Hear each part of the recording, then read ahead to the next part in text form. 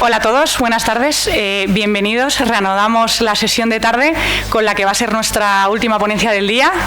Hoy tenemos la suerte de que nos acompaña Iván Vélez, está aquí con nosotros. Seguramente gran parte de vosotros ya le conozcáis y habéis leído algo suyo, pero para aquellos que todavía no hayáis tenido esa suerte, os lo presento un poco.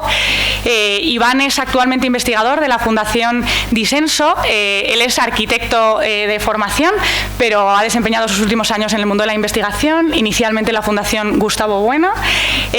También ha sido director de la Fundación DENAES. Es actual director, perdón, ya le he jubilado, en la Fundación DENAES, y es investigador en la Fundación Disenso. De entre los libros pues, que ha escrito, sobre todo para combatir los mitos contra la historia de España, ¿no? Y la leyenda negra, podemos destacar El mito de Cortés, La conquista de México, sobre la leyenda negra, Torquemada, el gran inquisidor, o Nuestro hombre en la CIA. También, fruto de su etapa de investigación en la Fundación Gustavo Bueno, escribiste un libro, ¿verdad?, sobre su pensamiento, ¿no?, la figura del filósofo español, y también un libro sobre Podemos, que... Más bien contra, pero bueno. Contra, eso es, que la verdad que tiene un título muy elocuente, porque era Podemos, comunismo, populismo o socialfascismo, o sea que para que le pique la curiosidad. Bueno, es colaborador habitual de revistas, está en la Gaceta de la Iberoesfera. Yo últimamente le decía que le he escuchado también en un programa radiofónico, ¿no?, Mañanas en Libertad, con Luis del Pino, y bueno, participa habitualmente en distintos congresos sobre historia y filosofía. Así que bueno, sin más dilación, va a hablarnos sobre Juan de Mariana y su idea de España. Así que muchísimas gracias por estar con nosotros. Bueno, pues nada, muchas gracias por la presentación tan generosa. No me he jubilado todavía de DENAES. De hecho, el viernes de la semana que viene presentaremos un par de libros en Barcelona, pues intentando refutar las falsificaciones históricas que justifican parte de la acción sediciosa y secesionista de algunas sectas catalanistas antiespañolas. Ahí queda eso, ¿no? Y por supuesto, pues agradecer al CEU. El CEU para mí siempre ha sido el CEU, ¿no?, lo que comentábamos en la comida, ¿no? Pues la invitación, y yo pues por supuesto encantado. Sospecho que mi presencia aquí tiene que ver probablemente con este congreso en el cual participé en el año 2010, en el golpista año 2017. Ya veis que estoy bastante orientado en contra de, ¿no?, sobre el padre Juan de Mariana. Fue un congreso que se celebró en Talavera de la Reina, que es su localidad natal, donde se mantiene un recuerdo y una escultura de la que luego diremos alguna cosa. Y lo que voy a intentar es hablar de Juan de Mariana, la idea o la historia de España que él desarrolla, y las historias de España, pues que yo creo que en esas secuencias donde debemos insertar a un Juan de Mariana, que tengo que decir que yo no soy ningún especialista, desgraciadamente no he podido estar ayer y he llegado hoy, venía de viaje y no he podido escuchar las ponencias. Me consta que hay grandes especialistas, yo voy a aportar un granito de arena en ese contexto tan concreto, en un contexto además, no siendo especialista como no soy, ya digo, y no es una excusa, en el que siempre, también lo hablábamos en la comida, me ha sorprendido la diversidad y disparidad de interpretaciones que hay sobre Juan de Mariana, porque para mí Juan de Mariana es un jesuita español de su tiempo, es decir, apegado a la escolástica, que es la filosofía del Imperio Español, el Imperio Católico Español. Siempre digo que es un imperio doblemente católico, en el sentido de que es católico en cuanto a su fe, y en cuanto a la idea de persona que maneja es evidentemente católica, no es musulmana, no es protestante tampoco, hay una presencia eclesiástica muy concreta. La Compañía de Jesús es aún más concreta, y de hecho él tuvo algunas discrepancias en una especie de chirrido que habría entre su pertenencia a la Compañía y su nacionalidad histórica, no política, evidentemente, no política en el sentido actual, me refiero. Digo esto volviendo atrás por las continuas reinterpretaciones que se ven del padre Mariana, sobre todo en lo que tiene que ver con su doctrina económica y en general la Escuela de Salamanca, que a mi juicio no encaja del todo en esa adscripción casi automática que se le hace con la escuela austríaca, sin perjuicio de que haya zonas comunes o inspiraciones, pero me parece que Juan de Mariana no es el liberal que en algunos contextos casi anarcocapitalistas se nos ha presentado. Pero bueno, eso no es eso es harina de otro costal, pero no me resistía a decirlo, ¿verdad? Mi presencia aquí tiene que ver con la historia de España que elabora Juan de Mariana. Y que además este es un sitio ideal para ello en el contexto de los Austrias, la gran apoteosis austriacista la tenemos ahí, no austriaca sino austracista, ¿verdad? en el monasterio que tenemos ahí al lado, que es el panteón de la Casa Austria. Realmente Felipe II erige el monasterio de San Lorenzo del Escorial como un panteón con un punto de partida que sería su propio padre, el César Carlos, ¿verdad? Y en el prólogo que hay que hace Juan de Mariana, dedicado a Felipe III, estaríamos ya en el terreno de los Austrias menores, así llamados, etiquetas también que el tiempo irá matizando, como ha ido matizando figuras pues como la de Carlos II, que es un poco el final de esta dinastía. Pero bueno, por utilizar terminología que todo el mundo más o menos entiende, yo quería empezar pues leyendo una brevísima cita de lo que dice Juan de Mariana en esa Historia General de España. Historia General de España, insisto, el adjetivo es absolutamente clave porque habla ya de una totalidad, y esto es esencial a la hora de abordar una historia de España que ahora mismo por motivos políticos tiende a atomizarse. Bueno, pues lo que dice Juan de Mariana es lo siguiente. Dice: lo que me movió a escribir la historia latina, porque ya sabemos que es una historia que se escribe en latín, que luego se traduce al español, y digo español, no castellano, lo digo porque ya está en funcionamiento la gramática de Nebrija, ya se han incorporado neologismos procedentes de las Indias. Estamos ya en una fase muy avanzada del Imperio Español, en una fase casi prácticamente o sin casi de plenitud, ¿verdad? Dice: lo que me movió a escribir la historia latina fue la falta de ella que tenía nuestra España, mengua sin duda notable. Nuestra España, atención, utiliza constantemente la palabra España, lo digo porque está muy de moda cuestionar desde cuándo existe España, y lo que se hace a menudo es confundir completamente los términos. Una cosa es la unidad y otra cosa es la identidad.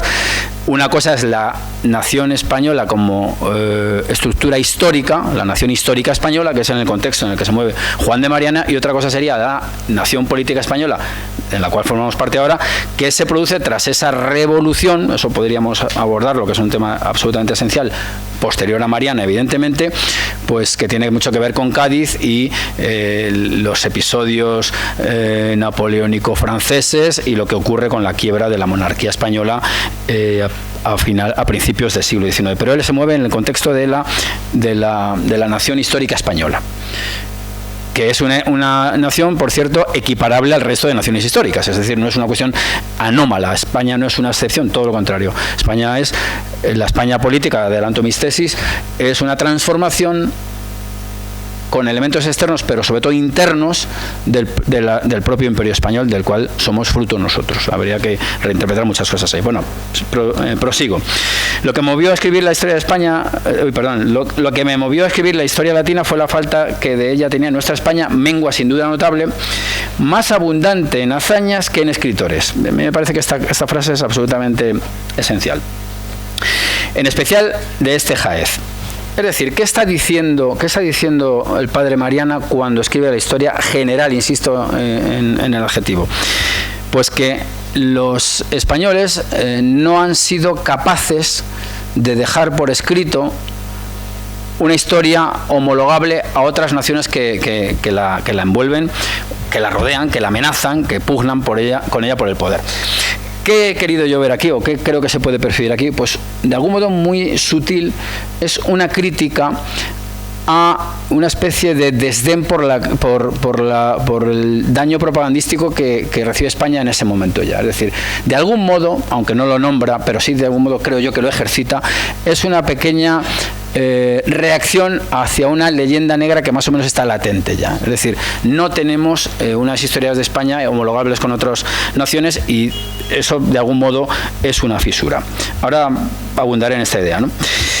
Justamente me convidó a tomar la pluma el deseo que conocí los años que peregriné fuera de España. Ya sabemos que él estuvo en Italia, que él estuvo en París, en las naciones extrañas, de entender las cosas de la nuestra, los principios y medios por los que se encaminó a la grandeza que hoy tiene. Es decir, el padre Mariana es consciente de que el Imperio Español ha alcanzado prácticamente sus límites, no me gusta decir natural, pero se entiende cuando se dice natural, en el sentido de que el esfuerzo ha llegado casi a sus límites. Estamos ya ocupando casi todo el espacio posible. Uno de los ejemplos que yo suelo poner en las dos grandes conquistas del Nuevo Mundo son el Imperio Mexica y el Imperio Inca, que se hacen sobre estructuras ya consolidadas. Cuando se pierden esas referencias casi urbanas, casi imperiales, que se asumen dentro de nuestro imperio de algún modo, es por ejemplo en el norte de América, donde ya no hay donde asentarse, donde ya no hay, y tampoco hay suficientes españoles, entendámonos. Todos los imperios encuentran su límite natural, casi el límite de sus fuerzas, y yo creo que en ese momento es donde está prácticamente llegando el Imperio Español, que otros dirán, no, es 1640, bueno, estamos más o menos en ese contexto. Estas preocupaciones del padre de Juan de Mariana no son exclusivas de él. Yo creo que es algo que estaba en el ambiente. Voy a poner dos ejemplos muy concretos, ¿no? Uno de ellos, en cuanto a lo que se refiere, en lo que se refiere a la crítica que está sufriendo el imperio ya por potencias extranjeras, naciones extrañas. Ojo, utiliza él también naciones extrañas. Naciones históricas extrañas, es decir, no podemos caer en la trampa de muchos españoles que se autodesprecian diciendo pues poco menos que España sería una estructura siempre arcaica frente a otras muy modernas. La Francia de la que podemos hablar en ese momento es también una Francia histórica, no es la Francia revolucionaria, como es bien sabido, pero bueno, conviene abundar en ello. La crítica que está recibiendo este imperio, que además está en medio de un cisma de la Iglesia que parte, antes se hablaba de la cristiandad, ¿verdad? Bueno, esa se parte por la mitad con la herejía luterana y las que le siguen, y de hecho el catolicismo le debe a las estructuras políticas españolas muchísimo. El ámbito histórico de expansión del catolicismo ha sido el Nuevo Mundo, que es donde se da la controversia interna entre por el imperio hacia Dios o por Dios hacia el imperio.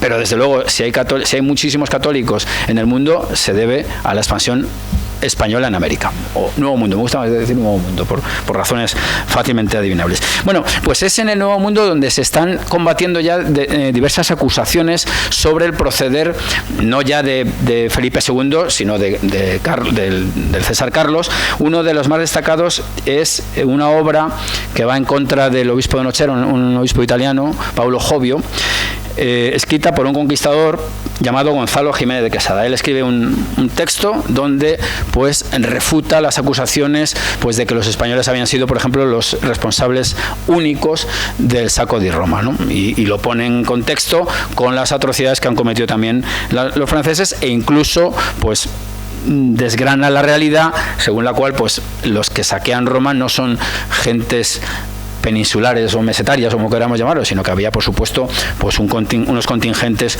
no españoles, aunque sí súbditos del rey, que habrían llevado a cabo ese saqueo de la ciudad eterna, ¿no? El título es muy elocuente, ¿eh? Es un libro escrito en 1567 titulado Apuntamientos y anotaciones sobre la historia de Paulo Jovio, obispo de Nochera, en que se declara la verdad de las cosas que pasaron en tiempo del emperador Carlos V, desde que comenzó a reinar en España. Vuelvo a insistir con la palabra España, porque estamos acostumbrados a oír que España no existe. La presencia de la palabra España como nación histórica es constante. O sea, cuando te piden que lo justifiques, es como justificar que es de Díaz, que es casi ya no sabes cómo demostrar que una evidencia de tal calibre, ¿verdad? Bueno, desde que comenzó a reinar en España hasta el año es que no veo ni torta, no, perdona, 1563, con descargo de la nación española, vuelvo a subrayar, nación española, nación histórica española, insisto, lo cual escribía y ordenaba don Gonzalo Jiménez de Quesada, adelantado de capitán general en el nuevo reino de Granada. Gonzalo Jiménez de Quesada pues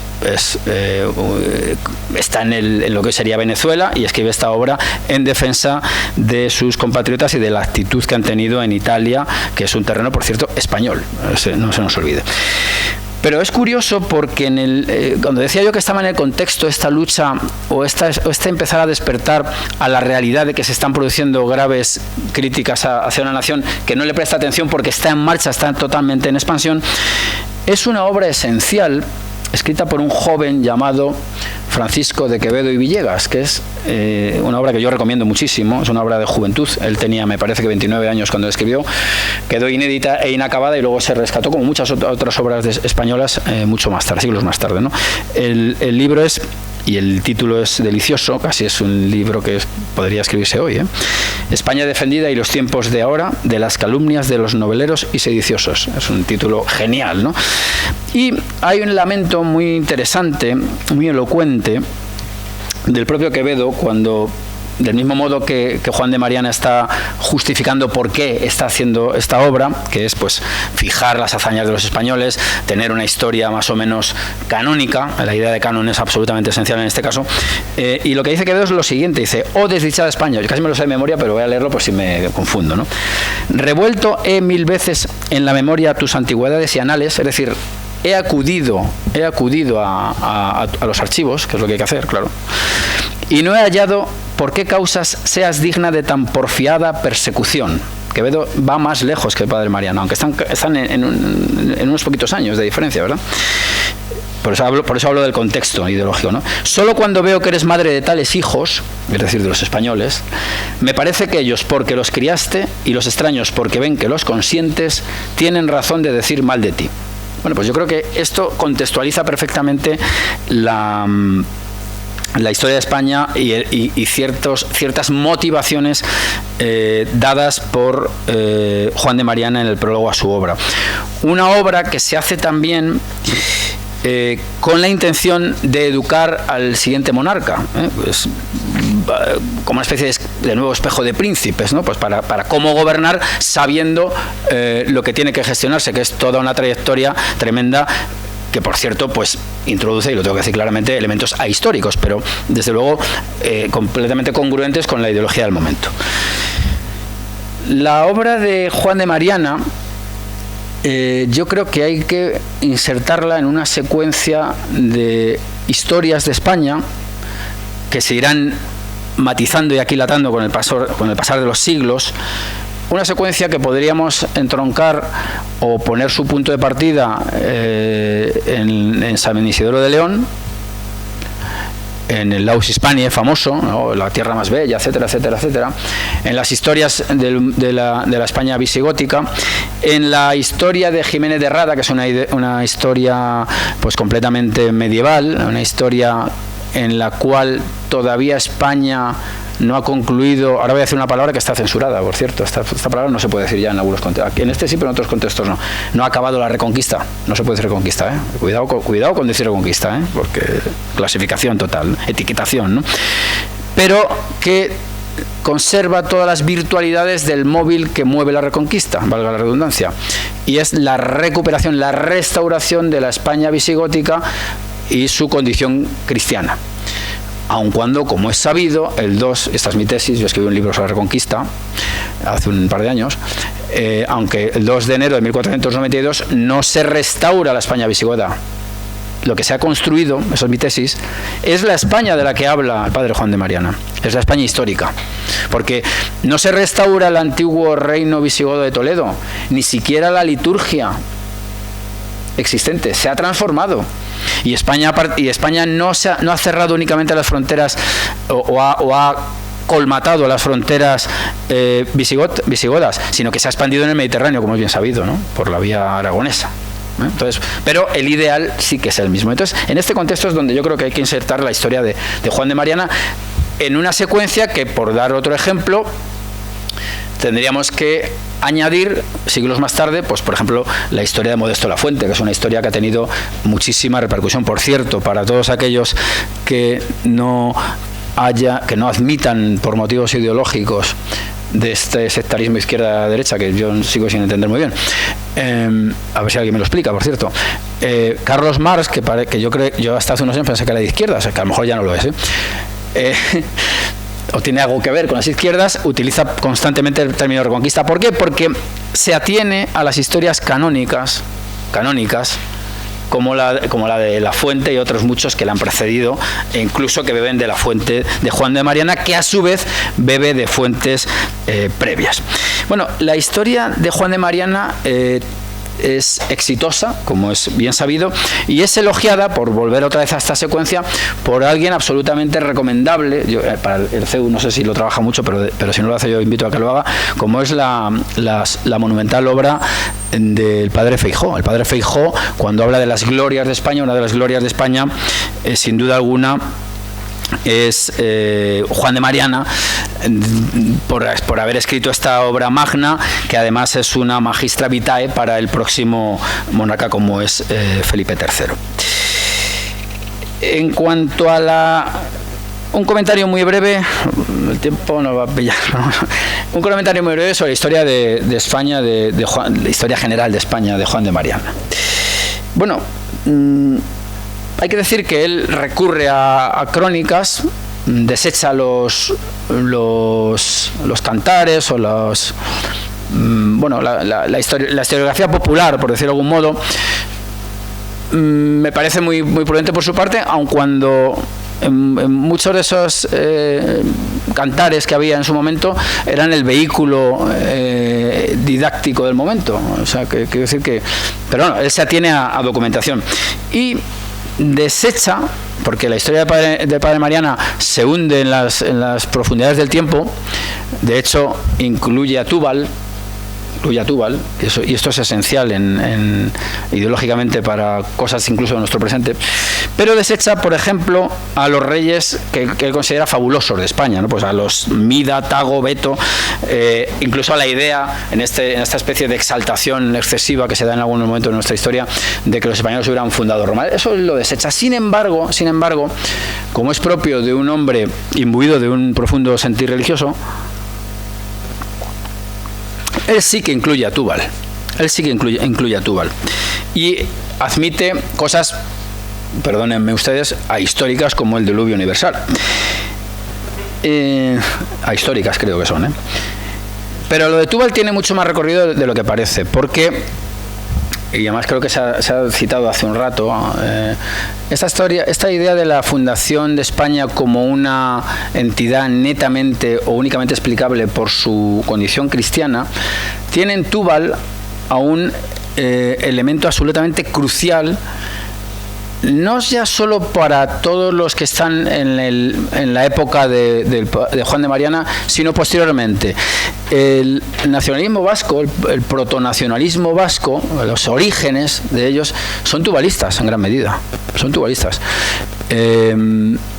Yo recomiendo, por ejemplo, obras como las de Miquel Azurmendi y demás, donde analizan estos mitos, según los cuales, que tienen mucho que ver con estatutos de limpieza de sangre, con privilegios, es porque se supondría que ahí estarían las esencias más claras, más pulcras de la españolidad. Yo sé que esto nace del PNV, me echarían probablemente, pero es realmente el tubalismo es uno de los elementos justificadores del privilegio vascongado.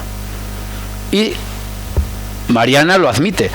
Evidentemente lo admite sin esas consecuencias posteriores, porque está antes de una utilización instrumental e interesada de ello, pero que conste que es un elemento bastante interesante. Utiliza también, yo sí he desechado esas dos cuestiones que acabo de citar, utiliza también, que es a lo que yo me referí en esta intervención que tuve en Talavera, en la que tuve ciertas fricciones con José Luis Villacañas, como es lógico, era inevitable. Me interesó mucho en su momento cómo admite la historicidad, cuestionada por algunos, pero no por todos, porque ha habido algunas obras que han tratado de demostrar su existencia, nada menos que de Bernardo del Carpio. Y esta es una figura envuelta en ciertas brumas, probablemente, del máximo interés, por varias razones. Lo primero, Bernardo del Carpio sabemos que es el que mata a Roldán, digamos, es el que neutraliza el mundo carolingio, que por cierto es al que se adscriben los secesionistas catalanes en su auténtico delirio, ¿no? Porque bueno, en fin. Pero bueno, en definitiva, parece ser que en Roncesvalles se producen dos batallas, y en una de ellas, según un autor que ahora mismo sinceramente no recuerdo, Vicente,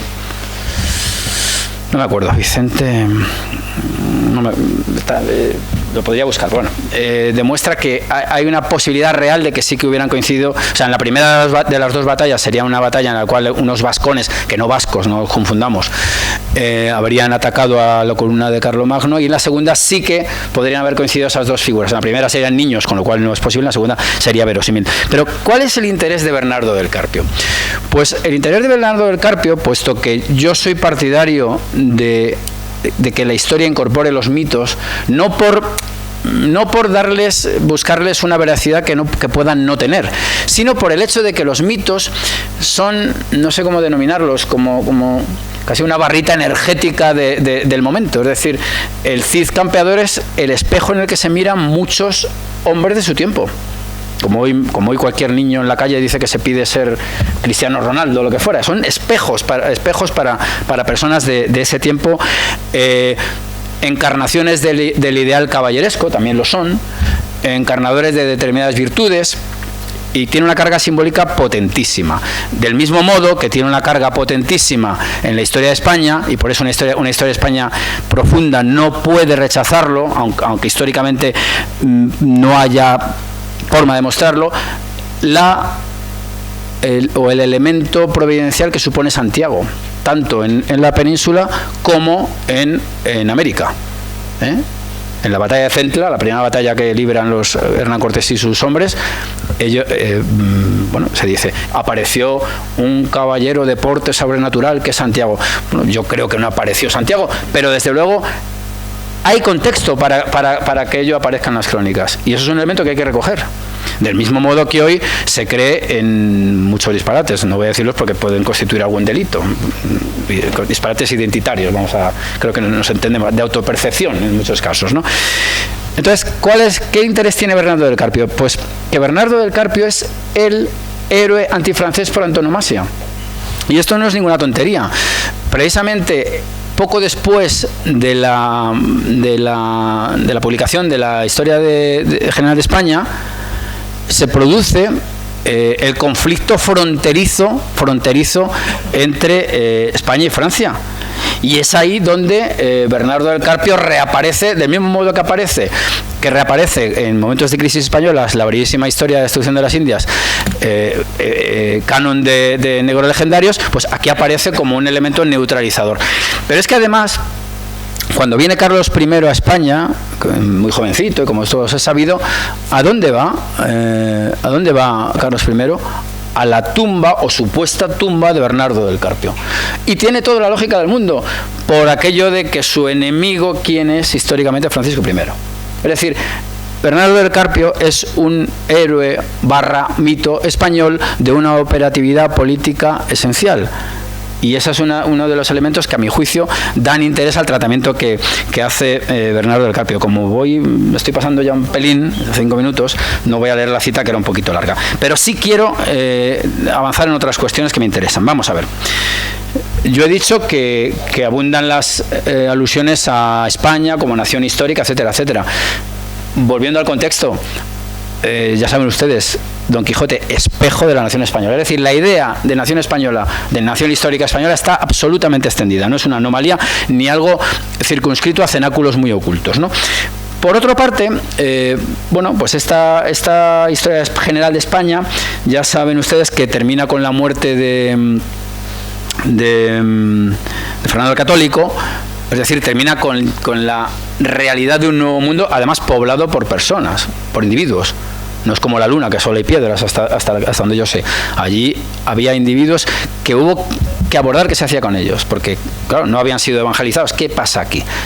Ya sabemos que con todo ello conduce a la controversia de Valladolid, a la apoteosis otra vez más del mundo escolástico, que es de donde, en ese laboratorio de ideas, es de donde surgen doctrinas pues muy importantes, como la de Francisco de Vitoria, con la cual es absolutamente congruente la idea que tiene el padre Juan de Mariana. Y además es curioso porque ya se sabe que siempre que se habla de la conquista y civilización del Nuevo Mundo por parte de los españoles, aparece la cuestión del oro y de la encomienda, el metal y el tratamiento de los naturales. Muy bien, pues el padre Mariana dice ha pasado medio siglo más o menos, pero ya se han asentado las estructuras, ya se ha conquistado los dos imperios importantes. Se ha asentado con todas esas controversias, esas rupturas, esas reactivaciones de la encomienda, que por cierto, defendida por Hernán Cortés, porque dice que si no hay encomenderos la labor evangelizadora desaparecerá, porque nadie protegerá a los religiosos, es decir, porque los indios no son los mansos corderos que decía Bartolomé de las Casas, sino que pueden matar, como hicieron con algunos de sus correligionarios, a los evangelizadores. Pues lo que dice Juan de Mariana es interesantísimo, porque dice que el oro y la plata han sido allí colocados por Dios como cebo para codiciosos, pero esos codiciosos son los que permiten la evangelización y salvación de esas almas. Es decir, ahora vamos a ponernos un poco escolásticos, el finis operantis, es decir, el interés propio de los que están allí, conseguir oro, enriquecerse, cosa tampoco nada exótica. Tengo que decir que conozco a muy poca gente que reclame a sus jefes una bajada de sueldo. Es que aquí siempre aquí, es así, vamos, no conozco a nadie de hecho. Encajan perfectamente con el finis operis del imperio, el fin de las operaciones, que es la evangelización de esos hombres dejados de la mano de Dios. Entonces encaja como un guante. Y curiosamente, en un libro que voy a sacar dentro de unos días, me acordé el otro día según preparaba esto, para volver otra vez al contexto, ¿no? Es muy curioso porque en 1571 se escribe en lo que es Perú el llamado manuscrito de Yucay, que es un manuscrito anónimo.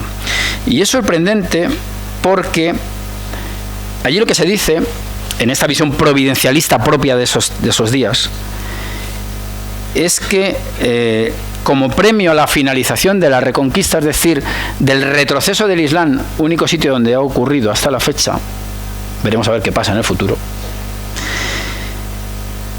Dios había dado las Indias a los reyes españoles, que además habían servido para financiar la guerra contra el turco, con el que luego, por cierto, siglos después, un presidente de cuyo nombre no quiero acordarme, estableció la Alianza de Civilizaciones, cuyos frutos estamos viendo elocuentemente todos los días, ¿no? Y dice el manuscrito de Yucay, y esto yo creo que es un asunto verdaderamente sorprendente y que vuelve a darnos un poco la temperatura ideológica del momento, ¿no? Dice: otra cosa me admira, esta es una cita un pelín más larga, pero me gustaría leerla porque creo que ha salido muy poco hasta la fecha, ¿no? Otra cosa me admira y me hace devoción ver el orden que Dios ha tenido con su majestad del Rey nuestro Señor, en que claramente declara esta verdad de haberle dado estas Indias y sus riquezas por premio de los trabajos y gastos que hicieron en conquistarle él los reinos de España, es decir, la reconquista. Porque si bien se mira, después que estos reinos del Pirú, así es como se llamaba, se ganaron hasta hoy, que son casi 40 años, estamos casi en la época en que está escribiendo Mariana la obra, no se ha visto ni se ha podido alcanzar la justificación de la labor de estas minas de oro y plata y azogue es el mercurio necesario para la refinación de los metales, y que es increíble si no se ven, hasta estos tiempos cuando el rey se determinó con espíritu divino y particular movimiento de Dios, juntamente con él de nuestro Santísimo Padre, tan lleno de Espíritu Santo, que sus mismas obras lo declaran, a esta santa liga contra los enemigos de nuestra fe católica, no estimando en tanto las riquezas temporales que su majestad podía gastar en el repartimiento de los gastos, que fueron cada año 3 millones, a respecto de 250.000 ducados cada mes, como las riquezas grandes que la Iglesia de Dios y las almas que con ellas se han de reducir al reino de Cristo nuestro Señor, lo cual creo y tengo por averiguado que le dio la justificación de la labor de estas minas y tesoros. Es decir, es la retórica del momento, es decir, Dios ha dado a los españoles las minas para que combatan al turco y a la vez con el asentamiento de los españoles allí se beneficien los indios. Bueno, pues esto es, vuelvo a decir, contexto frente a la idea descontextualizadora que yo creo ver muchas veces en el padre Juan de Mariana, que me corrijan los doctores que saben más que yo de este asunto. Con respecto a y ya un par de apuntes y ya lo dejo, lo prometo. Con respecto a la Inquisición, cuestión absolutamente negrolegendaria clásica, ¿no? Bueno, pues en Juan de Mariana encontramos, y no solo en él, unas palabras elogiosas hacia el malo de la película inquisitorial, que es Fray Tomás de Torquemada, al cual había defendido ya un compañero de orden de Juan de Mariana llamado Fray Hernando del Castillo. Bueno, pues en la Historia General de España Dice de Torquemada: persona prudente y docta que tenía mucha cabida con los reyes por ser su confesor y prior del monasterio de su orden en Segovia. Es decir, Mariana es un absolutamente hombre canónico de su tiempo. Es un poco la tesis que yo estoy intentando defender. De hecho, esa imagen persistió y empezó a decaer cuando empiezan a decaer en gran medida todos los héroes y grandes figuras españolas, finales del 18 y sobre todo del 19, con una erosión de los héroes y de algunos de los hombres que habían construido esa España histórica, ¿verdad? Con respecto al regicidio, bueno, pues hay que decir que tampoco Mariana es el único que la defiende ni el primero, ¿eh? Ya está defendido pues por figuras tan de dos mundos diferentes, por cierto, como Cicerón y Santo Tomás. Y bueno, ¿es lícito matar al tirano? Sí, al tirano, no al rey, al tirano. Hoy en la comida he dicho yo rey, no, el tirano. Pues mira, hay un ejemplo muy interesante de aplicación de esta doctrina, que también está en el ambiente.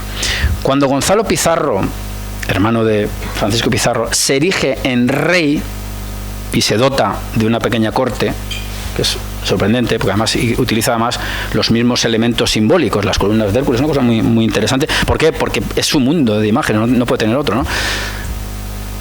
¿Qué le hace perder la cabeza? Literalmente, vamos, se le hacen perder otros, ¿no? Su condición de tirano, su condición de usurpador, de tirano.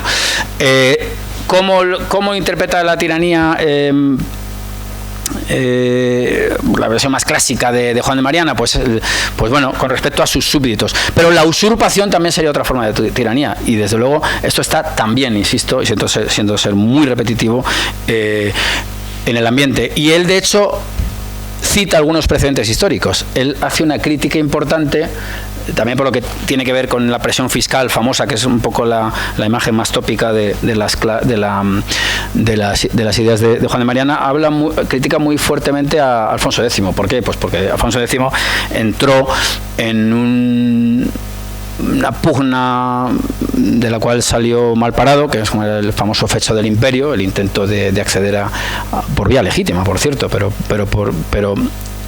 para cuyo acceso era necesario el soborno, como es bien sabido, y él lo critica, y de luego Alfonso X se le había quedado muy atrás ya a Padre Mariana. Un par de apuntes y ya termino. Es curiosa la obra de Juan de Mariana, no ya tanto la historia de España, aunque ahora sería tremendamente criticada, no por las cuestiones que yo he dicho, sino porque una idea general de España es inadmisible en un mundo de particularismo regional y aldeanismo como el que estamos padeciendo en España en el último medio siglo, por lo menos, ¿no? Y es que toda esta doctrina del regicidio, del tiranicidio, vino muy a la mano de corrientes ideológicas que están en el origen de algunos de los partidos hegemónicos de la izquierda española. Me estoy refiriendo al krausismo y me estoy refiriendo a los movimientos federalistas. Uno de los estudiosos y traductores de latín del padre Juan de Mariana fue Pi Margall. Ya sabemos las ideas y, por cierto, los resultados que dieron aquellas ideas en una primera República Española que acabó en el cantonalismo más aldeano.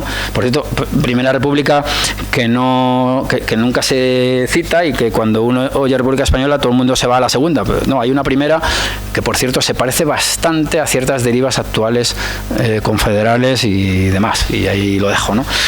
Y en ese contexto de exaltación de una figura instrumentalizada para intereses completamente anacrónicos, porque no tiene nada que ver con lo que defendía el jesuita, es cuando se le erigió en su ciudad natal, en 1888, esa estatua que hoy todavía se conserva y que esperemos que se mantenga erguida durante mucho tiempo. Así que bueno, he cumplido más o menos con el tiempo. Son unos apuntes que quería dar. Podemos abrir un debate o no. Así que muchas gracias por la atención prestada.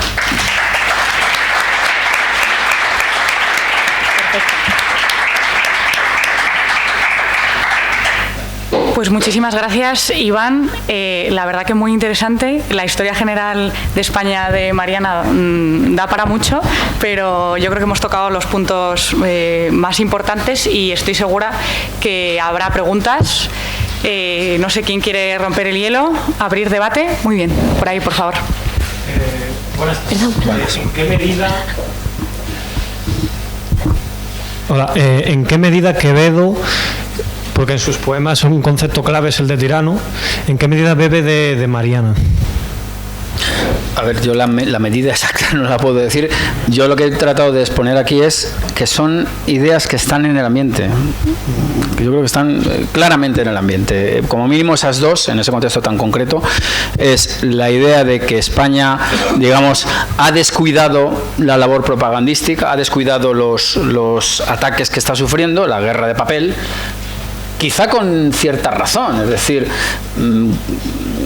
está todavía muy fuerte, no ve graves problemas, los problemas van a venir un poquito después, y ha ganado al turco, que era pues casi lo máximo que podía ocurrir en ese momento. Ya está. Yo creo que las ideas, que es lo que he tratado yo de exponer, están, digamos, en el ambiente. Es como la idea de democracia actual. Claro, ¿quién no sabe lo que es la democracia? Aunque luego ya si piden lo que es definirla, pues es más difícil, ¿no? Pero yo creo que Quevedo es tan ortodoxo en ese sentido como lo es Juan de Mariana, pues son coetáneos. No sé si te respondo.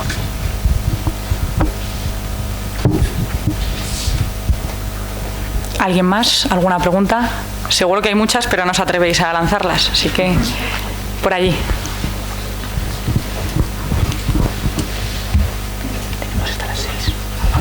Muchas gracias por la ponencia, muy interesante ha sido.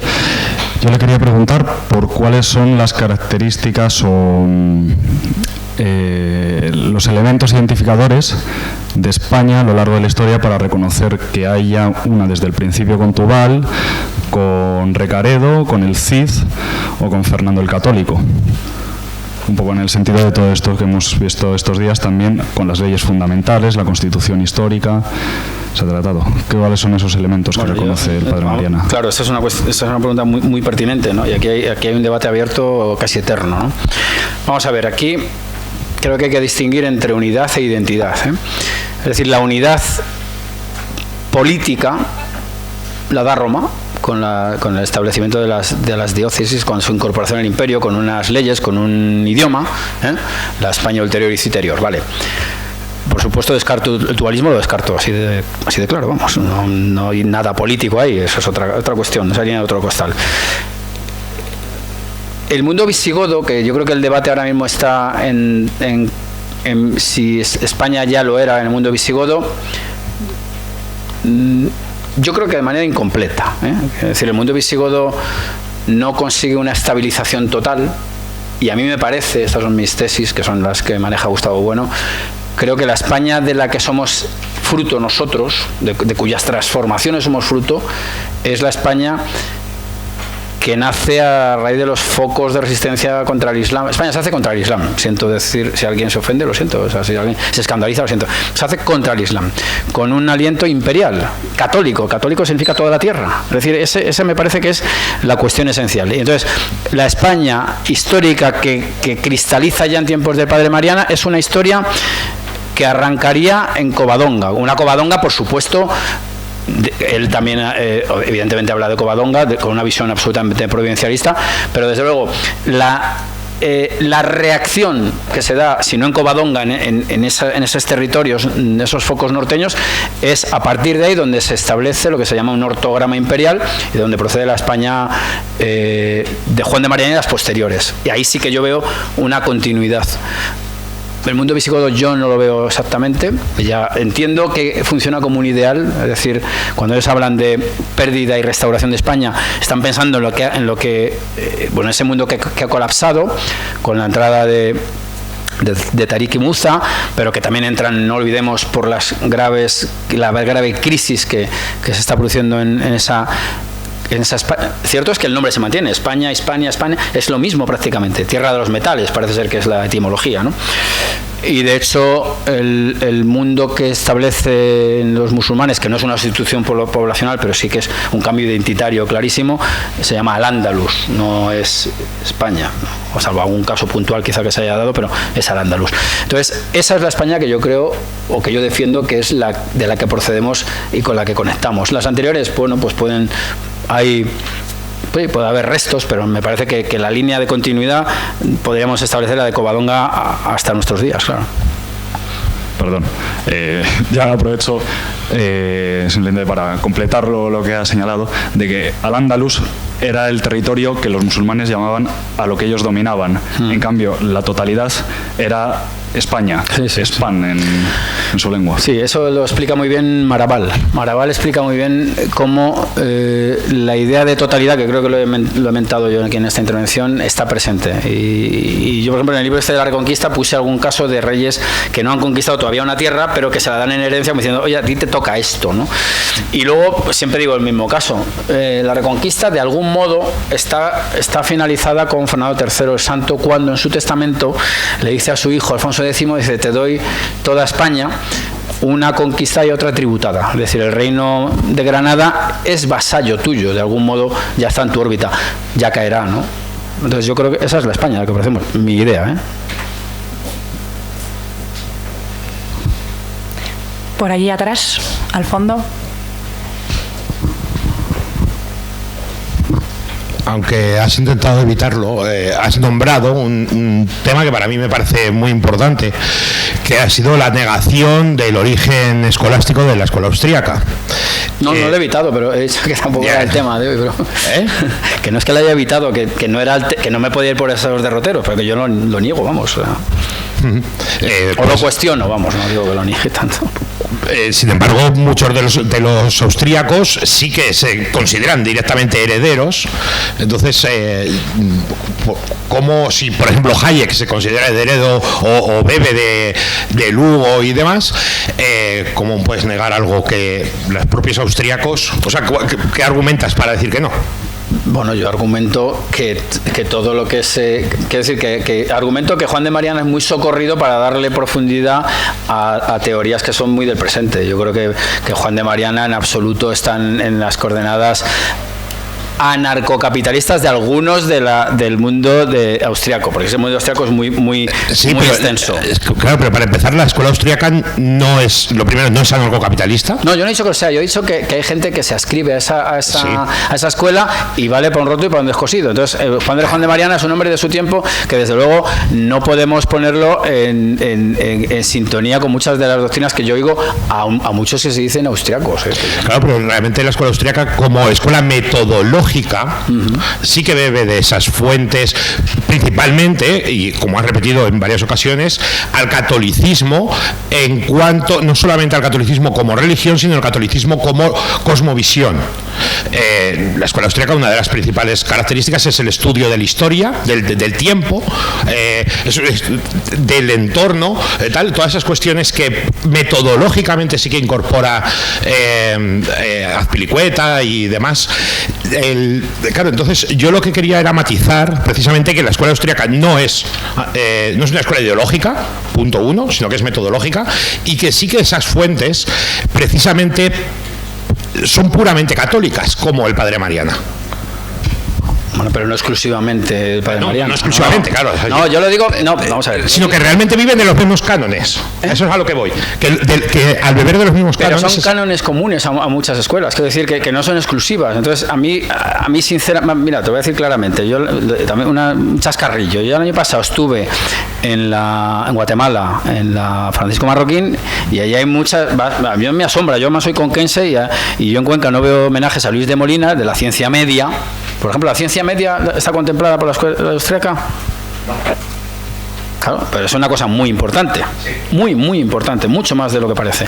Quiero decir que las fuentes pues se depuran en muchas ocasiones. Entonces a mí esa conexión tan inmediata me cuesta creerla, aun cuando, y no, espero no ofender a nadie, se cultive cierto fetichismo con esas figuras, pero desde luego el mundo escolástico al que pertenece Juan de Mariana pues es complejísimo y tiene que ver también muchísimo, porque aquí hay cierta obsesión con la moneda, pero tiene que ver muchísimo también con el nuevo mundo y qué hacer con esas gentes y con estos flujos de metal completamente inauditos. Por no hablar luego además de lo que tienen, de hasta qué punto la escuela austríaca también tendría que ver mucho con los arbitristas, que los hay de todo pelaje. Esa es mi crítica, vamos.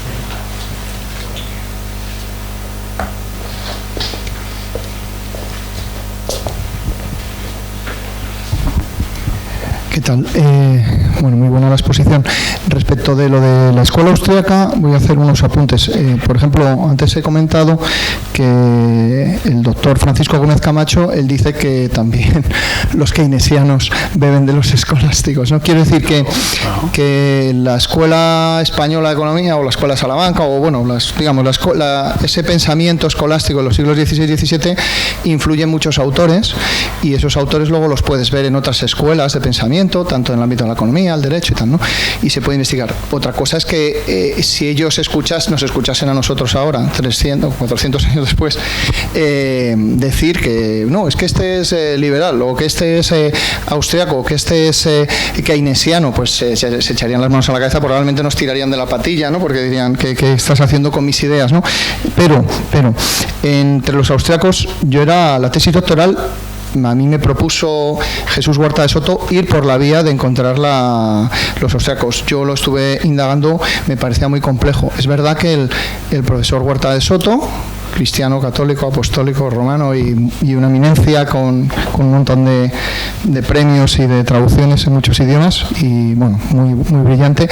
Él menciona una serie de autores italianos y luego de esos autores italianos que estaban bajo el control del Imperio Español, él menciona que de ahí podían haber saltado al Imperio Austríaco, que también estaba bajo el control español, pero es muy difícil investigar eso y lo que no se encuentran son pruebas documentales. Yo lo único que encontré es en Karl Menger, que es el iniciador de la escuela austriaca, una cita en el libro de Principios de Economía Política a Diego de Covarrubias, ¿vale? Que era el obispo de Segovia y es uno de los que estuvo haciendo cambios en la Universidad de Salamanca.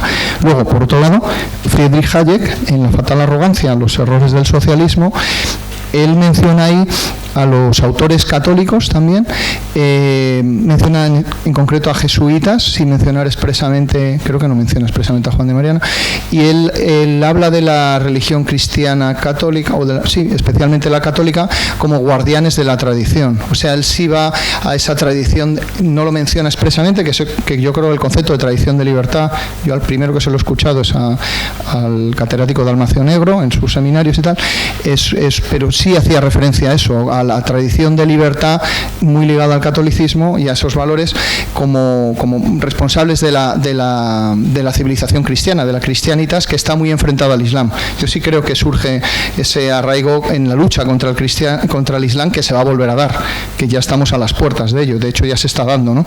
Entonces, la religión cristiana es la guardiana de la tradición y yo creo que todos sí que se identificarían con ser católicos, ¿no? Cristianos católicos frente al protestantismo, el islamismo. Vamos a ver, es que yo creo que por matizar esta cuestión, vamos a ver, todos los imperios, todos, si no, no existirían, se sustentan en una filosofía y en un nivel tecnológico X, es decir, por ejemplo, uno de los temas clásicos de la leyenda negra es la incapacidad de los españoles para la ciencia. Bueno, idea de ciencia que el que la invoque tendrá que definir, y no es nada fácil. En primer lugar, porque no existe la ciencia, existen las ciencias, ¿no? Un segundo, perdón. Todo imperio tiene un laboratorio de ideas, una ideología y unos, no me gusta la palabra intelectuales, es que la rechazo, pero bueno, la escuela de Salamanca es la escuela, digamos, que sobre la que se sustenta una estructura tan enorme como es el Imperio Español. Son los que abordan la cuestión del indio, que no es una cuestión anecdótica ni muchísimo menos, los que tienen que ver qué se hace con esos flujos de oro, que mira, que si se dan cuenta, aquí hay una justificación bíblica muy clara. Dios ha puesto ese oro para atacar al otro imperio, que es la amenaza turca, que es la amenaza de la secta maometana. Claro, esas ideas a mí ahora mismo pues me chirrían, pero en el momento son las que funcionan y las que ejercen de motor ideológico del momento. Y luego una cosa fundamental, ¿cómo no va a tener la escuela austríaca referentes en la escolástica española si el capitalismo en gran medida lo funda la aparición inaudita de ese continente lleno de hombres y de recursos nuevos y ese flujo de capital tan enorme? Es que eso es lo que muchas veces no se ve. El Imperio Español es absolutamente la clave de la expansión del catolicismo y del boom de las bases del capitalismo. Yo creo que eso es evidente. Entonces, claro, una escuela economicista, ¿cómo no va a haber esas fuentes? La medida, pues yo no la sé, pero es que es inevitable. Como el que quiera hablar, por ejemplo, de democracia, ¿qué hace? ¿Omitir a Aristóteles? Es más, ¿es que los escolásticos españoles no bebían de las fuentes clásicas? Claro, por supuesto. Es que nadie parte de cero. Siempre se parte de la selección de materiales previos. Las primeras medidas que se tienen con respecto al indio están en torno a la cuestión de la idea de siervo por naturaleza o no. Y es una idea aristotélica. Entonces, esas son las conexiones. Ahora, de ahí a establecer, a mi juicio, una conexión directa y total entre esos señores que están en Salamanca en el siglo XVI, Salamanca entre comillas, no es solo Salamanca, y unos señores que están en Austria unos siglos más tarde, hombre, creo que es excesivo. Un único apunte respecto, perdonadme, pero respecto de las ciencias experimentales, hay 2 autores, seguramente hay más, porque es que son cientos. El problema es que no se están estudiando bien y se hacen estudios que no sirven para la ciencia, ¿no? Aparte en las ciencias humanas, ellos en las ciencias experimentales también hacen aportaciones. Por ejemplo, Domingo de Soto, que es el que pone por escrito las clases de Francisco de Vitoria, él habla sobre la caída de los libres, de los cuerpos libres, y explica, y se puede ver ahí, se explica minuciosamente, con palabras, no con fórmulas, pero con palabras, se explica lo que es la caída de los graves, que luego formula Newton, ¿vale? Pero lo hace 100 años antes que Newton, ¿vale? Y luego Juan de Lugo tiene un libro sobre el Continuum Mathematicum, ¿vale? Y en ese libro del Continuum Mathematicum está hablando de lo que luego llega a ser la integración, los límites y tal en matemáticas, ¿vale? Entonces, no está suficientemente investigado, a mí no me ha dado tiempo, es que no te llega la vida, pues si estás trabajando es que es imposible, pero ellos también tocaron el tema de las ciencias experimentales y yo pude encontrar esas 2 evidencias, no sé si lo menciono o no en el libro, pero, o sea, que no solo tocaron el tema de las humanidades, sino, o sea, la anglosfera se ha apropiado de muchos conceptos y muchas veces tergiversándolo, con lo que me decía en la comida Helio Gallego, el doctor, sobre cómo esas ideas que llegan de forma vertical tienen luego una refracción, o sea que las han tergiversado en muy buena medida, por ejemplo no defendiendo bien la vida o no defendiendo bien la libertad de los pueblos indios a donde llegaban, ¿no? Pero solo ese matiz. Vamos a ver, las ciencias no hablo de la ciencia, las ciencias tienen que ver mucho con intereses concretos, es decir, eso de especulativamente ponerte a... No, son respuestas a necesidades. ¿Cuáles eran los problemas a los que se enfrentaba un imperio universal como el español? Pues un problema fundamental que nos parece que es una anécdota, el de la navegación. La circunnavegación no es salir a darte una vuelta por la playa, no, eso requiere de unos conocimientos astronómicos enormes, de unos conocimientos ingenieriles, navales tremendos. El tornaviaje de Urdaneta, por cierto, hombre con faldas, es decir, religioso, lo digo por otro de los tópicos absurdos. La Iglesia no puede hacer ciencia, bueno, pues es otra tontería como un templo. O sea, claro que puede un religioso hacer ciencias, ¿no? O desarrollar procedimientos científicos. Pues Andrés de Urdaneta descubre la corriente del corrosivo que le permite volver desde Filipinas por California y establecer el galeón de Manila, que fue uno de los elementos de la primera globalización. Fijaros que por supuesto para el capitalismo, volviendo un poco al tema, fundamental. No son mantones de Manila, son mantones de China que pasan por Manila y que vía América llegan a España, y que vía España a lo mejor acaba el mantón en Estocolmo. Es decir, esos son asuntos que tienen que ver con el Imperio Español, y eso no lo hacen 4 zoquetes, eso lo hace gente pues que sabe navegar, que sabe negociar. Burgos hoy es una ciudad muy bonita, muy monumental y muy histórica, pero Burgos era un centro financiero de primera entidad en su momento. De hecho, la expedición de Magallanes se hace con dinero burgalés en gran medida. Es decir, que aquí hay una especie de simplificaciones enormes. El problema de la esfera, que no es ninguna tontería, el problema de la esfera, anda que no hay tratados sobre la esfera hechas por españoles. ¿Por qué? Porque era el mundo en el que se movían. Por eso yo digo, España, si se descubre América porque la insertas en la esfera, no por otra razón, son descubrimientos constitutivos, ¿no? Y esas son lo que tiene que ver con el metal, claro, porque ellos tenían las minas de metal y tenían que hacer algo con ese metal. Y esas son las cuestiones, y elementos derivados de ello. Si hay que sacar metal, hay que ver cómo se trata el minero, si se explota, o sea, hay un montón de cosas ahí que están los archivos ahí deseando que alguien les meta mano para descubrir que la cosa era mucho más compleja, y que luego la idea tópica de 4 señores con un morrión sudorosos violando y robando pues no tiene ningún sentido. sin perjuicio de que alguien lo hiciera como todas las sociedades, claro, no eran santos tampoco. Pero lo que yo voy es a eso. Personajes destacadísimos y olvidados. Jerónimo de Allanz, por ejemplo, con una que pudiera haber dado con haber inventado una máquina de vapor antes que Watt. Claro, eso hay que estudiarlo. Elio tenía una pregunta por aquí. El micro, por favor. No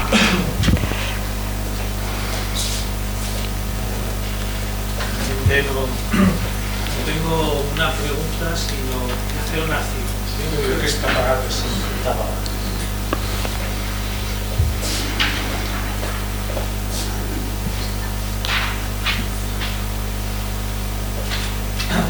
Una cita es muy breve. La primera dice así: no pueden convivir la simplicidad de la fe y el racionalismo económico. Y es Fócrates, cuando afirma que no es un Dios ni un destino misterioso quien determina el porvenir social del hombre, sino precisamente el hombre y nada más que el hombre. Otra cita: la propiedad se consideraba antes como sagrada. El liberalismo ha echado abajo este ídolo, como todos los demás. Ha rebajado la propiedad a nivel de utilidad terrena. No es ya aquello un valor absoluto, y tiene valor en tanto que es medio, es decir, en razón de su utilidad. Así que parece sacada de más. Y por eso también es congruente esta última cita. El socialismo y el liberalismo no se distinguen por el fin que persiguen, sino por los medios que emplean para alcanzarlo. Todo esto es preciso. Si después de esto alguien dice que hay una continuidad histórica entre un pensamiento y otro, yo no lo creo. Gracias, Elio. Pues muchas gracias, Elio. No sé, la verdad que después de esta aportación, no sé si alguien se atreve a... No, yo le invito ahora a un café y... a refutar o a aportar. ¿Por ahí tenemos alguna pregunta, Enrique?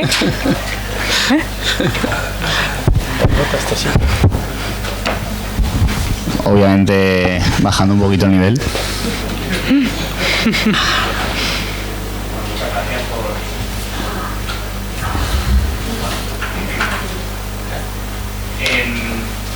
Hemos hablado de la idea de España, lo que es España, está muy asociado al catolicismo. En una España actual, profesional, donde el catolicismo está cada vez más presente, ¿qué idea tiene España de sí misma hoy en día? ¿Existe esa idea? Es algo muy pues a ver, es que pues no sé, depende de qué español le pregunte, por ejemplo. Sí, no, a ver, sí, los españoles existen y España existe, eso está claro. A pesar de los españoles. Bueno, eso ya no lo sé, pues hombre, yo creo que pues por ejemplo un español que ahora estará, me imagino que por Waterloo, pues quizá no tenga una idea diferente a mí, pero España existe como nación política en el contexto internacional, con instituciones sólidas, algunas de ellas sufriendo graves erosiones, y España va a seguir existiendo mientras los españoles quieran que exista, evidentemente, ¿no? Quiero decir que esto hay que defenderlo día a día. ¿Cree que más allá de esos españoles puntuales de Waterloo, que no son tan puntuales? No son tan puntuales, ¿no? ¿Cree que existe una idea generalista? ¿Puede haber algo que la mayoría de españoles compartamos como idea de España? Ya no ese 20% que pudiese querer otro modelo de Estado, sino un 80%. Es que no sé, a ver, no sé cómo contestar. Quiero decir, España, lo primero, España existe. No es un producto del año 78 ni del año 1812. Es una línea de siglos con diversas modulaciones y transformaciones. Evidentemente, la España de hoy no es la España en la que vivía Prim, por ejemplo. Bueno, lo que España no es un ente eterno, eso sí que lo digo, porque si es eterno, pues nos podemos cruzar de brazos, aquí no va a pasar nada, esto se salva solo. Vale. yo dirijo la Fundación para la Defensa de la Nación Española. Lo que hay que hacer es defenderla, si entendemos que es un valor que hay que mantener. Ahora, si se ahonda en la diferencia entre españoles, en historias no generales, sino particulares de España, y en el hecho de que yo, que soy de Cuenca, se me eduque sin ninguna conexión con un señor de Lugo, pues yo vería a un señor de Lugo diciendo, vale, pues bien. Si el idioma común, que es un idioma que evidentemente se ha impuesto por la fuerza de los hechos, que no de las leyes, se persigue en muchas comunidades autónomas, si se sigue así, pues evidentemente España tiene un futuro demoledor, y sobre todo si en España no nacen españoles, que es el reto demográfico fundamental. Si aquí no hay niños, la cosa se acaba. Está claro. Sí. Por hacer un comentario, que se podría hablar horas y horas, ¿no? Hablando de España como tal, al final toda nación se debe sustentar en algo, ¿no? Y España se ha sustentado escuchándole, ¿no?, en la Reconquista, o sea, bajo la cruz, bajo Cristo. Ahora mismo, en esta sociedad, no sé si pues, digo, es un estado aconfesional que en realidad es confesionalmente ateo, pero bueno, en eso estamos. ¿En España sin el catolicismo se puede sustentar? Y si es que sí, ¿bajo qué se debería sustentar España para que salga? A mí pensar que España es una estructura única y exclusivamente católica me parece un error mayúsculo, porque más católico que el PNV, más católico que CiU, más católico que Pujol, Cristo y Cataluña se llama su primer partido político. No, eso es catolicismo, ¿eh? O sea, otra cosa es que no guste. Quiero decir que aquí pretender que la salvación sea ir a misa los domingos, pues no. Aquí lo que hay que hacer es mantener las estructuras políticas. Es que la esfera religiosa y la política, que esa es la grandeza del catolicismo, están disociadas desde hace muchos siglos. Entonces, España puede destruirse perfectamente convirtiéndose en un mosaico de repúblicas muy católicas, pero eso no garantiza nada. ¿Sobre qué construyes? Sobre unas instituciones fuertes, unas leyes que se apliquen, una igualdad entre ciudadanos, en eso. Hablando un poco al debate sobre la idea de España, yo soy muy partidario de que el siglo XIX, que es el gran siglo que desconocen los españoles, es el abuelo del siglo XXI, en el sentido de que todas las consecuencias negativas que sufrimos a día de hoy son resultado de los conflictos que hubo en ese siglo, pues ya sea a nivel constitucional, por las guerras civiles carlistas, y bueno, porque al final Portugal fue país satélite del Reino Unido y nosotros de los franceses. Entonces, mi planteamiento es que nosotros hemos, digamos, olvidado nuestra propia naturaleza escolástica, de herencia, de lo que es una nación española tradicional, por una nación política, una comunidad política que era del siglo XIX, jacobina, donde era muy difícil entender los diferentes pueblos y principios de los vascos, de los catalanes o de la propia dinámica castellana más autoritaria como monarquía. Entonces mi pregunta aquí sería si es necesario conservar algo del siglo XIX, porque a día de hoy lo que tenemos de reflejo no lo es, y como no tenemos que conservar nada, es porque ha dado lugar a crear comunidades autónomas que vienen a ser un reflejo de antiguas taifas. La idea es que cómo se debería sustentar el Estado para intentar evitar esos conflictos que tenemos naturales entre las diferentes pequeñas historiografías españolas que somos los castellanos frente a los leoneses, frente a los gallegos, frente a lo que es un poco lo que se está dando a día de hoy, que es un conflicto continuo a nivel regional, no deja de ser una cosa. Bueno, la pregunta no está mal, ¿eh? Vamos a ver. ¿El siglo XIX es el siglo de todos los males?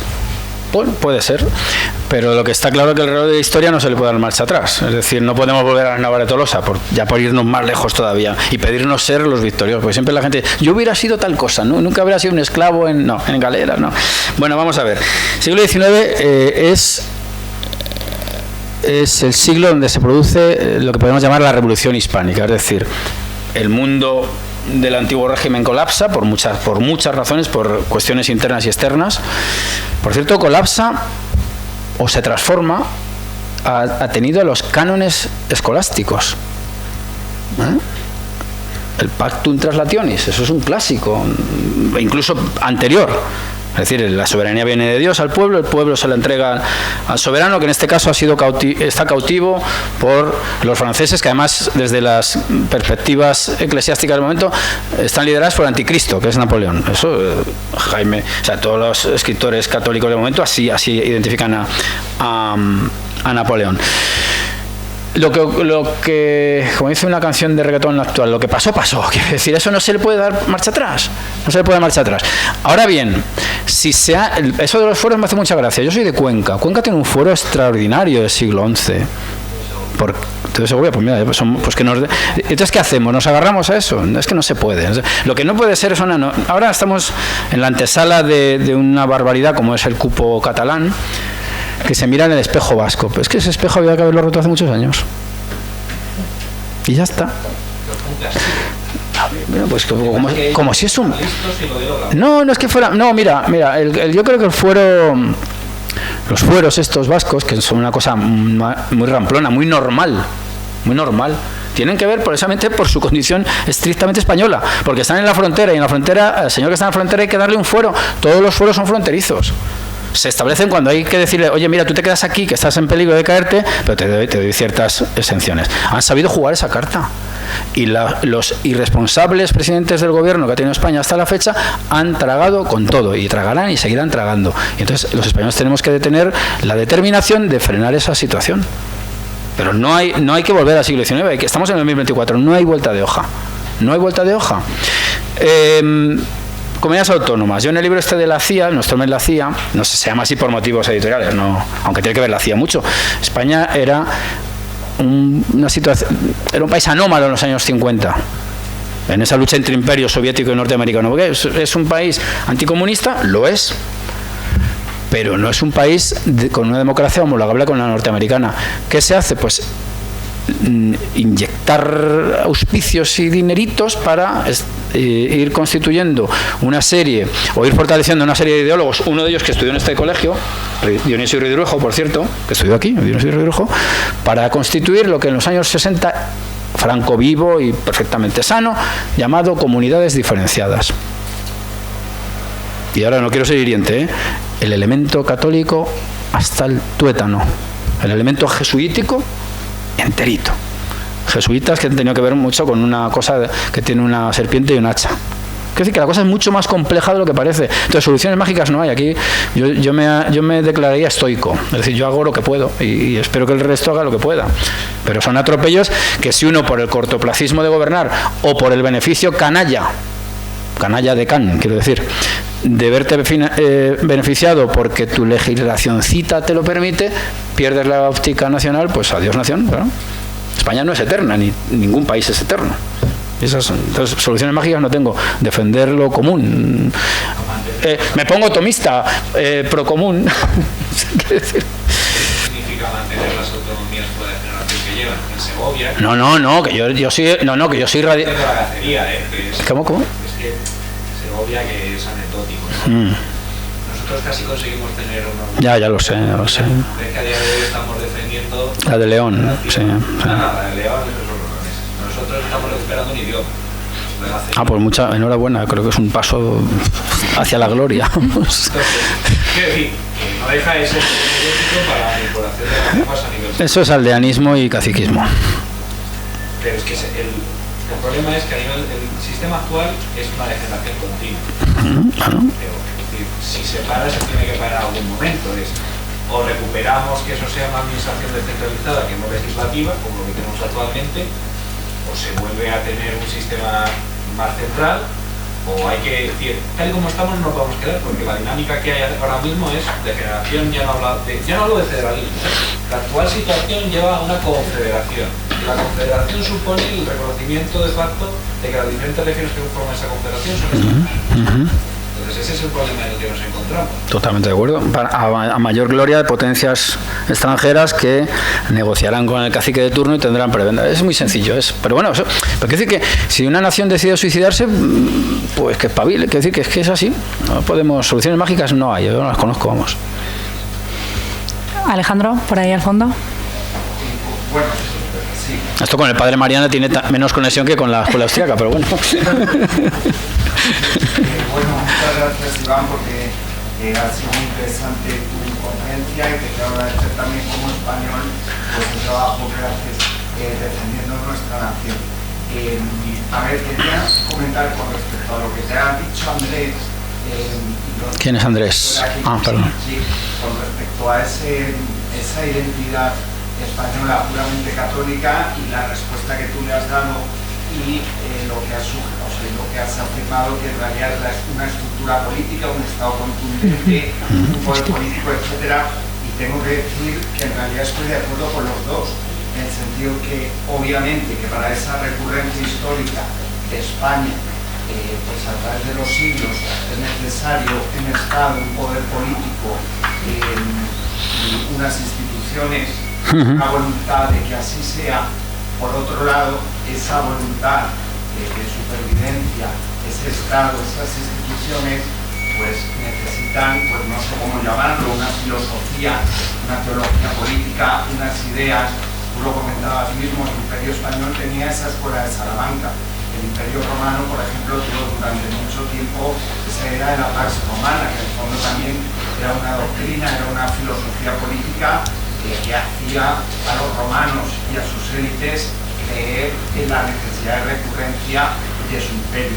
Lo que noto que pasa es que en España ahora mismo, si solo decimos que se mantengan las estructuras políticas, las instituciones, etcétera, eso lo va a permitir por sí solo, si no tenemos una doctrina política, que en mi caso como católico, además no es que lo vea útil, o sea, quiero que mi nación y que los españoles se salven, pero más allá de eso, creo que en la religión católica ha operado como la filosofía y como la doctrina de ese imperio, de esa nación. Entonces entiendo lo que dice Andrés con respecto a si no nos añadimos, o sea, si no nos adherimos a esa doctrina o a esa filosofía, igual que una persona tiene que tener una filosofía de vida para conducirse rectamente, la nación necesita una doctrina, una filosofía que los 1500 años, o donde lo queramos fijar, o desde la conversión de Recaredo, es que ha sido la doctrina católica con todas sus modificaciones, muchos añadidos, me estoy simplificando. Entonces, lo que nos pasa desde hace 50 años, a lo mejor, o desde la Constitución, no quiero fijar una fecha exacta, es que hemos renunciado, o sea, me parece muy loable, no me quiero extender, tengamos instituciones políticas recurrentes, yo soy funcionario y creo precisamente las instituciones para mantener eso, pero es que eso o tiene un alma o ese cuerpo institucional y sus élites no va, o sea, es que se va a perder de la historia porque no hay un alma que anime ese cuerpo. Entonces, en ese sentido, estoy también de acuerdo con Andrés, en el sentido de esa salvación de España, que venga pues, por la Iglesia o por el catolicismo, en el sentido de cómo doctrina de nuestras élites y doctrina pues, propia de la nación, y además, si se pueden salvar muchas almas de españoles, pues será fantástico, y yo como católico lo creo, pero no lo reduzco a eso, sino que me parece una doctrina operativa para la salvación de España a través de los siglos. Esa es un poco lo que pregunto también. Bueno, vamos a ver. Yo esta mañana estaba en Barcelona. Yo voy mucho a Cataluña. Estos años he visto muchísimas esteladas colgadas de los campanarios. ¿Cómo interpretamos eso? Una cosa es el catolicismo y otra cosa es determinada jerarquía. Claro. No, eso es mentira, eso no tiene nada que ver. Eso es una cosa que eso no es así, pero bueno, no tiene nada que ver. No, vamos a ver. España es un país. El Papa es de izquierdas, pero no es de cortiva. Si el Papa es de izquierdas y probablemente ideológicamente el Papa es de izquierdas, significa que todos los católicos somos de izquierdas. Yo no puedo comprar eso. ¿Qué quieres que yo te diga? Yo creo que el Papa tiene una visión negro legendaria de manual. No es infalible. Es que yo tampoco entiendo muy bien estas cosas. O sea, ¿de verdad alguien cree que la supervivencia de la nación española se va a salvar con la Iglesia Católica? ¿De verdad alguien lo cree? No, pero yo sí que creo que la... No, un momento. ¿Alguien cree que un país con una cantidad de abortos apabullante, que creo que la doctrina católica lo prohíbe, se puede sostener? ¿Y esos son católicos? Hombre, no sé, aquí hay algo que no encaja, ¿eh? Estoy de acuerdo, totalmente de acuerdo. Y estamos hablando, yo estoy hablando, a mí esas salvaciones espirituales es que como no sé cuáles son, como las que me las diga alguien. Aquí se trata de mantener la nación. Ahora, si lo que se trata es del mantenimiento del catolicismo, lo que sobran son las naciones. ¿O no? Hombre, esto ya es el colmo. Hombre, no, a ver, vamos a ver, católicos es catos olon, toda la tierra. Las fronteras son una raya innecesaria. Hombre, toda la vida ha sido así. ¿Cómo que no? Vale. Pero entonces, por ejemplo... De hecho, que se condena en la Biblia. Sí. La Torre de Babel. Claro. Una unificación de la humanidad sin Dios. Claro. Bueno, pues vayamos a una teocracia. Pero vamos a ver, la propuesta, que es una teocracia. Es que no sé si tiene que ver una cosa con otra, vamos. No hago caricaturas. Yo estoy... Mira, vamos a ver, en el País Vasco, el que está en Agil. Ana San Gil, perdón. María San Gil, te he cambiado todo, perdona. Vamos a ver, ¿quién impulsó la banda terrorista ETA? Bueno, ¿quién no se opuso ardorosamente? Hombre, por favor, que yo tengo el manifiesto de los seminaristas de Derio, que si quieres lo traigo un día. Queremos una iglesia indígena. Descastellanizar el País Vasco, cosa imposible porque es Castilla, con lo cual ya es el colmo de los colmos. Entonces, que a mí alguien me venga diciendo que la salvación, que yo soy de salvación, me entiendo que decís la pervivencia de la nación española es solamente con la cruz, pues sinceramente no estoy de acuerdo, porque es que puedo poner infinitos ejemplos. Pero hay una cosa, por ejemplo, que tiene relación con ello.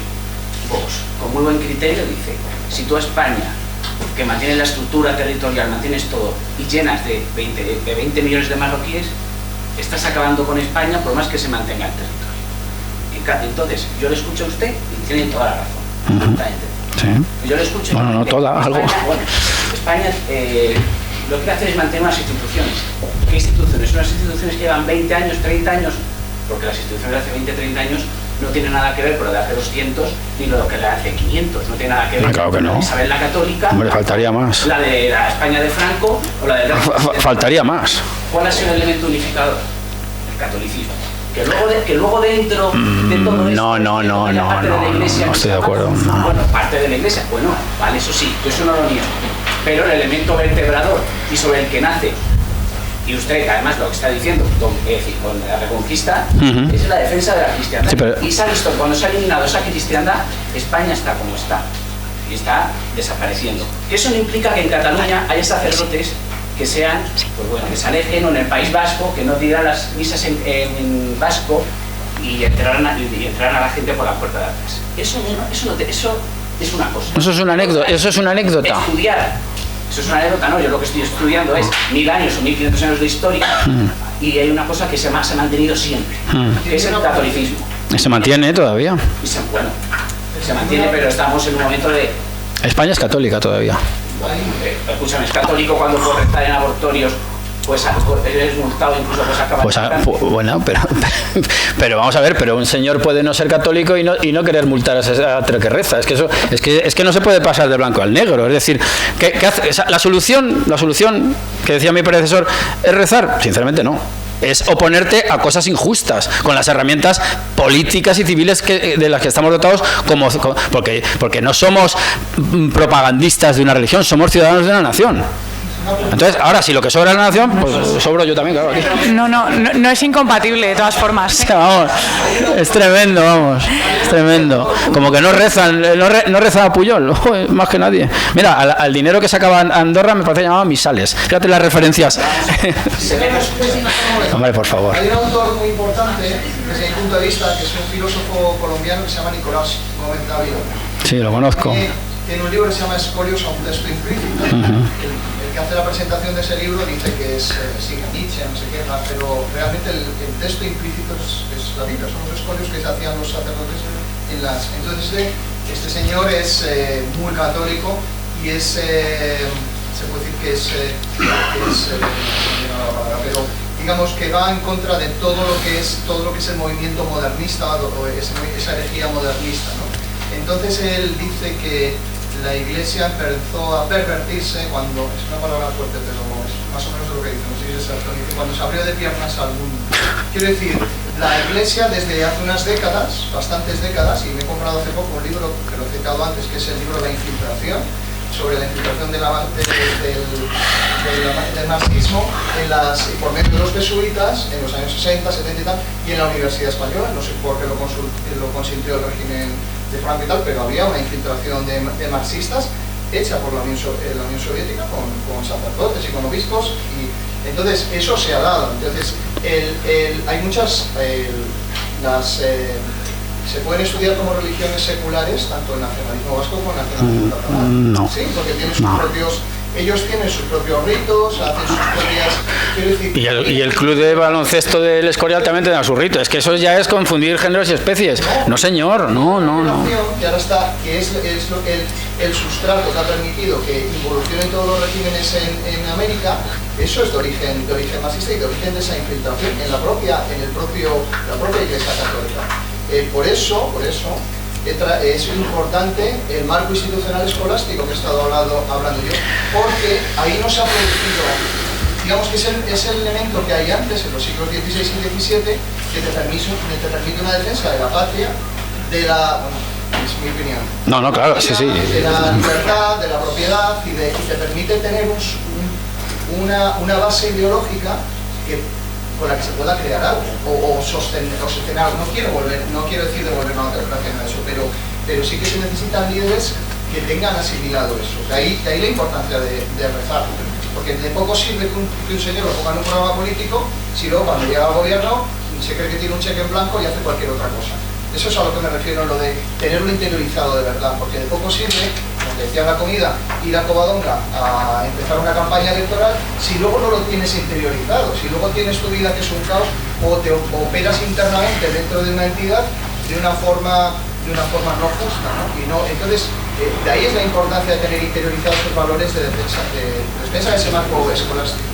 Yo creo que esa es la base, pero claro, no sé ir más allá ahora mismo, pero sí es verdad que se necesita ese alma de cuerpo político para que y creo que hay que centrarlo en el hispanismo. Están surgiendo muchos autores que defienden la hispanidad y ese contexto en donde de coexistencia de diferentes patrias que han ido surgiendo, pero creo que de ahí va a surgir algo. Ahora mismo a lo mejor no lo vemos, pero creo que va a surgir. Muchísimas gracias, Ángel. Gracias a todos. Una palabra de todo. Tenemos que cortar, no sé cómo de rapidísimo y breve puede ser, si nos da tiempo. Yo súper breve. No, pero es simplemente sumándome al caudal general y que se ha visto un poco de debate en torno al tema de la nación, pero es que Álvarez Junco, en su Mater Dolorosa, ya plantea, ¿no?, en profundidad y en una participación que tuvo en el Congreso de los Diputados, este catedrático, ya dijo en un determinado momento que la nación española ha sido muy difícil de articular precisamente por los avatares históricos. Hay un momento que el imperio cae y la nación en el siglo XIX, cuando Gonzalo hablaba, es trascendentalmente un momento de quiebra. Hay una gran dispersión ideológica, política, y el catolicismo, que como decía Álvarez Junco, ¿el catolicismo qué le preocupa? Hacer buenos cristianos, buenos católicos. ¿Cómo enseñaban en las escuelas católicas a él? Dice los mitos católicos, antes que las glorias pasadas de la nación, o los mitos que construían la nación. Entonces, construir la nación en un momento en que el imperio se deshace es muy complejo, cuando el elemento que aglutina es el monarca, es el cristianismo, un cristianismo monolíticamente católico que incluso tiene un instrumento que aquellos que se alejan de la ortodoxia está ahí para reprimir y evitar a todos aquellos que están en contra de esa entidad. Pero claro, el catolicismo, que jugó un papel en su momento, ahora ya no es tan trascendental, o al menos yo coincido con la visión del ponente, porque no solamente con el catolicismo la unidad española se va a salvar. Yo soy defensor de la unidad española en un contexto de unidad con Europa, porque si se rompe España, yo me he salido de partidos políticos que abogaban por referéndums en España. Digo, no hay que romper España, porque España en Europa es fuerte, pero España rota, y hay algunos que abogan por esa ruptura, se puede romper. ¿La oración lo va a salvar? Pues evidentemente, si los esfuerzos de los hombres aquí en la tierra no se dedican a defender la nación, las instituciones, a través del derecho, y oponerse a aquellos que la quieren romper, por mucha ayuda que le pidamos a Dios, no va a dejar como a San Isidro a labrarle el campo a los ángeles. Lo siento, pero es así. O tenemos que estar nosotros trabajando en pro de ese. Pues si baja, pues. Desde mi punto de vista, a mí las clases no me las va a impartir Los Ángeles. Señores, yo tengo que ir a las clases a las 4 universidades donde trabajo. Es que es así de simple, si no, no se dan las clases. Y si queremos mantener unidos a la nación, pues tendremos que trabajar en pro de ese objetivo. Aparte, rezaremos, bien, pero hay que trabajar. Muy bien, pues como no es incompatible lo uno con lo otro, yo creo que esta escuela es un buen ejemplo de que se pueden aunar las dos esferas. Millones de gracias, Iván. Muchas gracias a todos los que habéis participado. Un debate muy interesante que podemos continuar